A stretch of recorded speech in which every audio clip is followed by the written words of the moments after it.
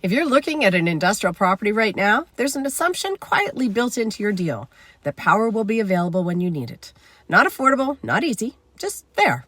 In 2026, that assumption is what breaks your timeline.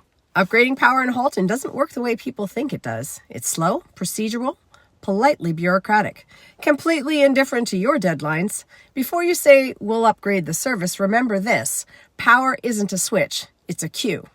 And if you're buying, leasing, or investing anywhere in Burlington, Halton, or across the GTA, understanding power timelines, not just power capacity, is now a core deal skill.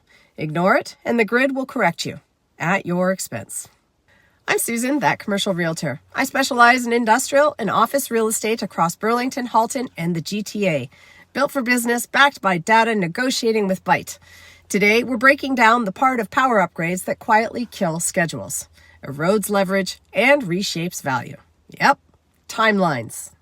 Automation didn't gradually arrive, it showed up all at once. Robotics, AI-driven production, smart warehousing, data-heavy operations pulling enormous electrical demand behind them.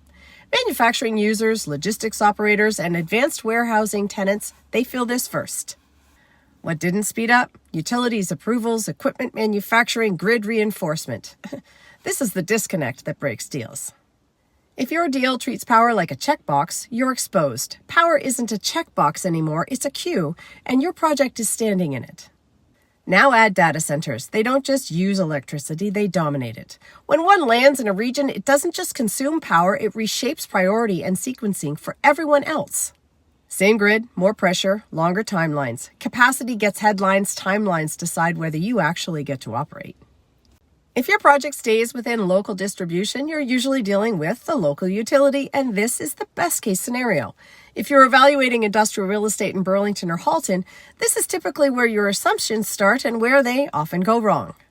Simple service reviews or modest panel upgrades can often be scheduled within 1 to 3 weeks.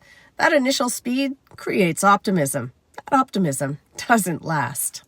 Once larger service design enters the conversation, typically anything north of 600 amps, which is where most modern manufacturing and automation users cross from simple to complex, expect about a month just to receive an initial design and projected in-service date. That's paperwork time. Nothing's been built, nothing is energized. If a new transformer is required, things slow down dramatically. Being optimistic, 5 to 6 months just to order equipment after approvals and deposits. That's still considered local distribution. If you're planning occupancy around best case timing, this is where the calendar quietly drifts. That 5 to 6 month transformer order, the clock starts after approvals and deposits, not when you want occupancy. If your power requirements push into transmission territory, the timeline changes entirely. This is where many automation-heavy users, power-dense owner-occupiers, and data-adjacent operations land faster than expected. At this level, providers such as Hydro One step in along with broader grid coordination. Initial assessments alone often take 1 to 2 months. Formal system impact and consumer studies frequently exceed 12 months. If you're fortunate, the grid pressure remains manageable. If there's a data center planned or even rumored nearby, utilities get more cautious. More studies, more sequencing, more waiting. If your power requirements push into transmission territory, you're no longer working in months, you're working in years. And at that point, your business plan doesn't set the pace, the utility does. This isn't dysfunction, this is capacity management.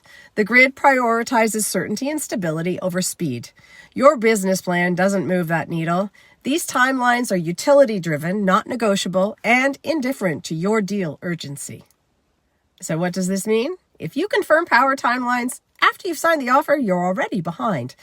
At that point, time works against you, not for you.